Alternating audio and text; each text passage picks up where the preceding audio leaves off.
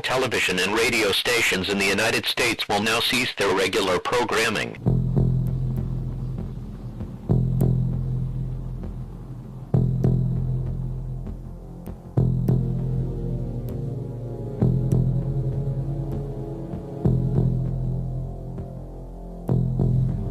As we already established in the Daniel 11 hypothesis, there are three different kings of the South, beginning with the United Kingdom and by extension the British Commonwealth in the First World War, Germany in the Second World War, and from 1945 to the woe of the fifth trumpet, the United States. So first Ephraim, then Judah, then Manasseh, and at the woe of the fifth trumpet, all three form the lion of Daniel chapter 7 and Revelation 13. The king of the north was first Tsarist Russia, and at the end of the First World War, they became the Soviet Union, the second king of the North, which then became the Russian Federation, the third king of the North. But at the woe of the fifth trumpet, Russia, along with the nations listed in Ezekiel 38, will form the bear of Daniel chapter 7 and Revelation 13, the fourth and final king of the North in the global political system that doesn't emerge until Satan and his angels, Daniel's fourth beast, the supernatural, are cast to earth, which is also in the he-goat that you can read of in Daniel chapter 8, which symbolizes the Kenites and their four hidden dynasties, becomes the leopard of Daniel chapter 7 and Revelation 13. So with that in mind, let's go to Daniel chapter 11 verses 13 and 14 and see if these verses match what we see going on in the world today. And the Daniel 11 hypothesis you'll find in PDF form at biblicalresearchlabs.com. For the king of the north shall return, the Russian Federation, that is to say. We're on verse 13